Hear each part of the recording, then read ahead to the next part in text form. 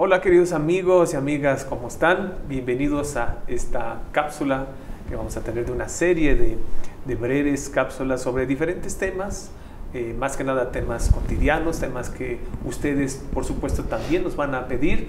Les pedimos que nos manden sus comentarios y cualquier tema que ustedes quieran abordar. Más que nada a las personas que quieran saber sobre el budismo, pero desde una óptica más cotidiana, más aterrizada, no tanto en términos como de teoría o de filosofía. Y entonces, como siempre, pues tenemos el enorme privilegio de tener a nuestro querido Lama Tony, director y fundador de Casa Tíbet México, que el año pasado pues cumplió 30 años de presencia en México. Lama Tony, ¿cómo estás? Muy bien, mi querido Alan, muy contento de tener la oportunidad de darle continuidad a este proyecto de difusión con estas cápsulas que, como bien nos compartes, tienen pues por propósito el compartir algo de la rica y profunda herencia de sabiduría de la cultura espiritual del Tíbet y que en efecto toca y afecta y es relevante para todos los distintos aspectos de la vida. Exacto. Fíjate que uno de los temas que hemos visto que la gente tiene más inquietud y que suscita mucho interés por ser algo de total relevancia e importancia en nuestra vida cotidiana es justo nuestras relaciones con otras personas, nuestras relaciones interpersonales. Y creo que el budismo puede aportar muchísimo en ese sentido. ¿Cuál es la mejor manera de establecer nuestras relaciones interpersonales? ¿Qué es lo que podemos cultivar o debemos cultivar? ¿Qué es lo que debemos evitar hasta donde sea posible? Pero de nuevo, bajo este paraguas, este marco tan maravilloso que es el budismo tibetano en específico. ¿Qué nos podría decir en general para abrir el tema sobre cómo ve el budismo las relaciones interpersonales? Como bien sabes, Alan, y probablemente también nuestro auditorio, un presupuesto fundamental de la tradición ancestral de sabiduría del Buda Dharma es el hecho de que los conflictos y dificultades por los que nosotros, los seres sensibles, esto es, aquellos dotados de vida y conciencia, transitamos, es la ignorancia, el desconocimiento de la realidad. Sufrimos porque no vemos las cosas como son y porque interpretamos el mundo acorde tan solo a sus apariencias superficiales. Esto no solamente es propio de la relación que nosotros pudiésemos establecer con un objeto inanimado como pudiera ser una tarta de manzana, sino tiene que ver con la manera en que también nosotros establecemos nuestros vínculos y relaciones los unos con los otros. Así que algo que puede de forma muy simple ayudarnos a mejorar esta calidad interpersonal es tener en cuenta 3 elementos propios de la realidad.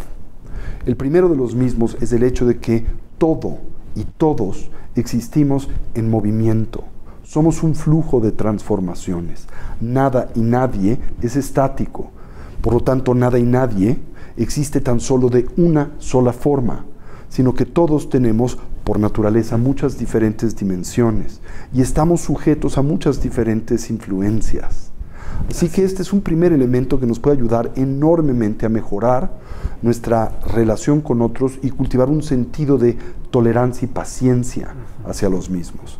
Todo cambia y se transforma, nada y nadie es siempre él o la misma, ¿no? 2, nada y nadie en consecuencia tiene identidad intrínseca. Eso quiere decir, nada y nadie existe solo desde una perspectiva, con una sola dimensión. Somos por naturaleza entidades multidimensionales. Estamos dotados de una variedad de diferentes sentidos y significados. Lo podemos aterrizar de una forma muy simple. Es como cuando nosotros leemos un libro, Alan, ¿sí? El libro no tiene un mensaje fijo, inamovible y permanente para nosotros. Porque el mensaje de ese libro es un surgimiento dependiente, a nosotros aparece en dependencia de muchos factores subjetivos y temporales. Por ejemplo, el humor con el que lees el libro, la época de tu vida en la que lees el libro, la circunstancia por la que atraviesas cuando lees ese libro. Y en dependencia de todas esas variables temporales y relativas, es que se manifiesta el significado del libro. Así que los libros no solo tienen una lectura, no solo tienen un significado, tienen muchos. Las personas igual. Nadie tiene una identidad intrínseca. Eso quiere decir, por ejemplo, que nadie existe de la forma fija y caricaturizada que comúnmente nosotros edificamos. Nadie es absolutamente una bruja escaldufa. De la misma manera, nadie es el regalo de los Budas al mundo, ¿verdad? Todos tenemos muchas dimensiones y eso nos ayuda a cultivar este sentido de tranquilidad y tolerancia en la relación que establecemos con otros. Y por último, un tercer elemento a tener en cuenta en la vida, en nuestras relaciones interpersonales. El sufrimiento no viene primariamente de fuera, sino viene de demandar y proyectar sobre el mundo cualidades y características que no le corresponden. Entonces, muchos de los conflictos que tenemos con otros vienen de que de ellos demandamos permanencia cuando son impermanentes. Cuando les proyectamos una identidad absoluta, concreta y fija que no tienen. Cuando les exigimos nos aporten bienestar genuino y duradero, cuando solo en el mejor escenario pueden operar como causas cooperativas del placer temporal y relativo, puesto que la causa primaria del bienestar duradero no es externa y no está propiciada por algo o alguien, sino depende del propio individuo, de la experiencia que tiene del mundo y cómo se relaciona con este. Es decir, lo que, si bien estoy entendiendo correctamente, lo que nos estás diciendo es que de alguna manera nosotros no estamos percibiendo a las personas como son, sino más bien las estamos de alguna manera creando, inventando de acuerdo con pues, nuestros condicionamientos. Así ¿no? Por es. ejemplo, nuestro género, nuestro humor, nuestra cultura, nuestras expectativas, nuestros hábitos, nuestras tendencias, nuestras demandas, nuestros sueños, nuestras aspiraciones. Es tremendamente complejo e interesante. En efecto. Porque esto implicaría entonces que más que yo estar determinando, proyectando sobre alguien, tendría primero que estar viendo qué está pasando en mi mente para saber entonces qué estoy proyectando en el otro. Por ejemplo, cuando interactúo con una persona y en la misma detecto y señalo algún tipo de cualidad negativa, pues preguntarte como punto de partida hasta qué punto esa cualidad le es realmente propia y presente y hasta qué punto es una que tú proyectas y lo haces en dependencia de tu propia condición y circunstancia, o hasta qué punto es una mezcla de estas dos, por un lado presente en el individuo pero exacerbada por ti, o hasta qué punto realmente es algo en esa persona presente, y si es algo en esa persona presente, ¿es permanente o impermanente? Muchos ¿verdad? Elementos ahí. Muchos elementos, y al mismo tiempo aún presente en esa persona, ¿cómo puedes vincular y relacionarte con esa dimensión de su vida y personalidad? ¿Por qué? Porque todo libro tiene muchas lecturas y aún el peor defecto y limitante de una persona puede ser vista como una herramienta para tu propia madurez y desarrollo. Esto es, por ejemplo, aún esa persona, siendo el caso dotada de algún defecto estructural, también te puede servir como un instrumento para cultivar la tolerancia y la paciencia, que son virtudes indispensables en todo proceso de desarrollo evolutivo. Fíjate, esta parte que estás hablando, muchos de los problemas son nuestra rigidez en cuanto al estar esperando que una persona sea como yo quiero o como debe ser. Esta es otra enorme etiqueta por cuestiones, por ejemplo, culturales. O la demanda absolutamente fantasiosa y neurótica de que el otro me haga feliz. O peor aún. O que deba de ser responsable de mi bienestar y felicidad, especialmente si hay un contrato, por ejemplo, matrimonial de por medio. Cuando uno, de forma personal e individual, es realmente, pues, responsable de su propio bienestar. El otro coopera en el mismo, pero no es responsable del mismo, ¿no? Esto implicaría entonces que para mantener una relación sana con los demás, primero tendría que entablar una relación sana con uno mismo. Y al mismo tiempo uno tiene que ser consciente de que la sanidad en esa relación es un trabajo en el que uno tiene que involucrarse constantemente. No es un elemento pasivo que uno simplemente espera y le llueva desde fuera, algo que el otro tiene que hacer por uno, sino es algo que uno tiene que construir conjuntamente con el otro. Es un surgimiento dependiente y es un trabajo constante. De dos vías, además, pero empieza con uno mismo. Porque además ese es el entorno único en el que nosotros tenemos responsabilidad e injerencia. ¿Hasta qué punto puedes controlar la conducta de otra persona? Pues es algo muy limitado, pero tienes una enorme injerencia en tu propia conducta. El problema ahí yo vería para la mayoría de las personas es que si no saben o si no tienen esas herramientas básicas de conocimiento de sí mismos, ¿cómo van a poder tomar estos pasos? ¿Qué sugerirías para una persona? Lo primero que sugeriría es tratar de tener presente cómo nos relacionamos con otros a través de dos estructuras de neurosis y distorsión. En la tradición psicológica del Buddha-dharma se les llama apego y aversión. En el apego, que es una estructura, se le llama un factor mental o de la conciencia enraizado en ignorancia, por tanto en la distorsión, tendemos a exagerar las cualidades positivas, por ejemplo, de la persona, o tendemos a proyectar sobre esa persona cualidades positivas que en realidad no le son propias. Nos aferramos a ese punto de vista, simultáneamente escondemos, ponemos abajo de la alfombra sus cualidades negativas y le exigimos al objeto de apego nos aporte bienestar genuina y duradera. Bueno, siempre que interactuamos con alguien a través del filtro del apego, generamos las causas para la decepción, el dolor y el sufrimiento. Simplemente porque es una estructura mental distorsionante que nos conduce no a ver a la persona como es, sino tan solo acorde a la apariencia que de ella tengo, en dependencia de mis propios hábitos y tendencias. Condicionamientos de muchos tipos. Igual puede decirse de la aversión. Es también un factor de la conciencia enraizado en la ignorancia, con el que nosotros exageramos ahora las cualidades negativas de la persona y le proyectamos cualidades negativas que no necesariamente tiene y escondemos sus cualidades positivas y nos aferramos a ese punto de vista y concebimos al objeto de aversión como una fuente genuina y verdadera de dolor y sufrimiento.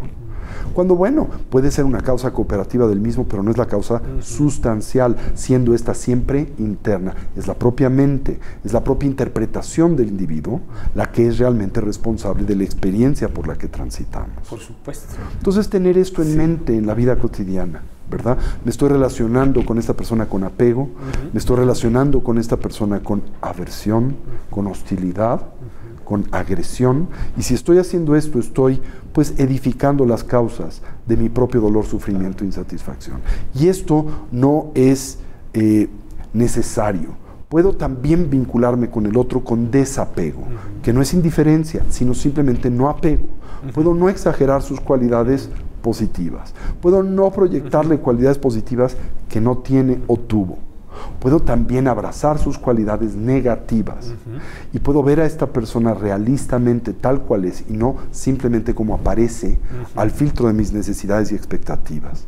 Y puedo ver al otro con paciencia y tolerancia, como un antídoto a la aversión, que no es pasguatés, sino libre de agresión, sin exagerar sus cualidades negativas, sin proyectarle cualidades negativas que no tiene, sin eclipsar las positivas y sin concebirle como la causa primaria de mis dificultades y problemas. Es decir, tendríamos que ser muchísimo más generosos en ese sentido en nuestra interpretación, nuestra relación con los demás. Así es. Y no estar esperando cosas imposibles, expectativas que no puede cumplir esa persona, porque además sería algo de entrada injusto y por supuesto irreal. Así es. ¿No? Y algo que veo aquí muy importante para los que nos están viendo y escuchando, es que siempre hay una manera de poder sanear, de poder modificar. No estamos ya congelados en un tipo de relación con este pensamiento de genio y figura hasta la sepultura. Claro. O tú siempre vas a ser así, tú siempre has sido así, y por lo tanto lo proyectamos al futuro.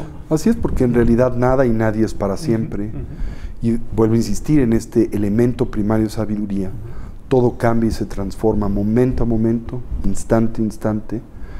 Y bueno, nada es fijo y todo así nos presenta siempre una variedad de oportunidades. Todo el tiempo, es decir, nosotros podemos crear una realidad mejor con los demás. Así es, porque somos co-creadores de la experiencia que tenemos del mundo.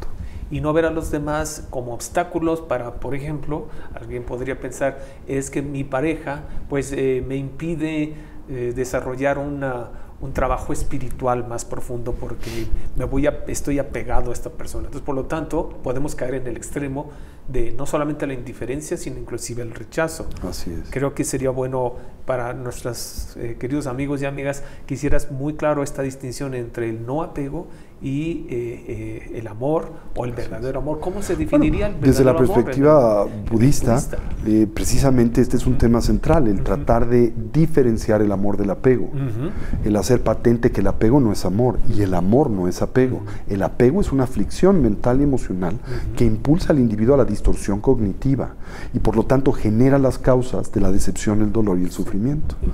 Para cultivar el amor tenemos que de él extraer y depurar el apego. El amor es una actitud con base en la cual uno acepta al otro tal cual es. Uno desea que el otro pueda ser feliz, que pueda hallar, identificar las causas que realmente producen bienestar y felicidad, aunque las mismas no sean yo. Que no sean de mi agrado. O de mi agrado. ¿Sí? Mientras que el apego es esa actitud que nos lleva, insisto, a exagerar las cualidades positivas del otro y a proyectarle cualidades positivas que no tiene. Muy similar al amor romántico, que comúnmente es un amor absoluto y completamente fantasioso. ¿Sí? Sí, que tarde o temprano se desbarata. Se desinfla. Eso, se desinfla. Así es. ¿Estaría entonces yo en lo correcto al pensar que en el apego hay una visión muy centrada en mí mismo, en mí misma? Así es. En el amor sería más bien centrado en el otro o en los otros. En el apego vemos al otro en dependencia de lo que pensamos el otro puede o debe aportarme. En el amor vemos al otro en dependencia de lo que nosotros podemos darle. ¿Sí? ¿Y qué podemos darle entonces a los demás? ¿Cuál sería nuestro mejor regalo desde el punto de vista budista? No solamente de pareja, nuestros hijos, hermanos, padres, pues yo creo que amigos. El más extraordinario obsequio que podemos darle a los demás son las herramientas para que puedan crecer, madurar, para que puedan identificar las causas genuinas del bienestar y felicidad, para que puedan también identificar las causas del dolor y el sufrimiento.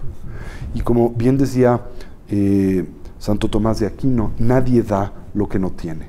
Así que tenemos que empezar por hallar y actualizar esa búsqueda en nosotros para después contar con este tesoro que podemos dar a los demás. Eso es muy, muy lindo y creo que pone el acento en un trabajo muy personal, no tanto estar esperando que los demás nos vayan a dar felicidad, sino más bien llegar, ¿qué es lo que yo puedo hacer por ti? ¿Qué es lo que puedo darte a ti? Como decía en su famoso discurso el presidente Kennedy, no esperar tanto lo que nuestro país puede hacer por nosotros, sino más bien pensar qué es lo que nosotros podemos hacer por nuestro país. Y adaptado a las relaciones interpersonales, no vivir obsesionado con las demandas que proyectamos sobre de los demás, en especial en dependencia de la exigencia de nuestro bienestar, sino más bien pensar qué es lo que nosotros podemos aportar a los demás. Pues creo que esta es una manera muy linda de cerrar esta cápsula sobre nuestras relaciones interpersonales. ¿Qué es lo que nosotros podemos dar a los demás? Pregúntate, ¿qué es lo que yo puedo dar a los demás? A tu pareja, a tus seres queridos, a tus amigos, a tu comunidad, a tu país y al mundo en general. Y esto incluiría también no solamente a los seres humanos, me atrevería a decir en términos ambientalistas, también a todos los seres vivos. Así es. Pues muchísimas gracias. Gracias a ti, Alan. Un gusto siempre convivir contigo. Y hasta la próxima, nuestra siguiente cápsula, que esperemos que ustedes nos digan qué temas les gustaría que se trataran en estas cápsulas. Gracias. Gracias.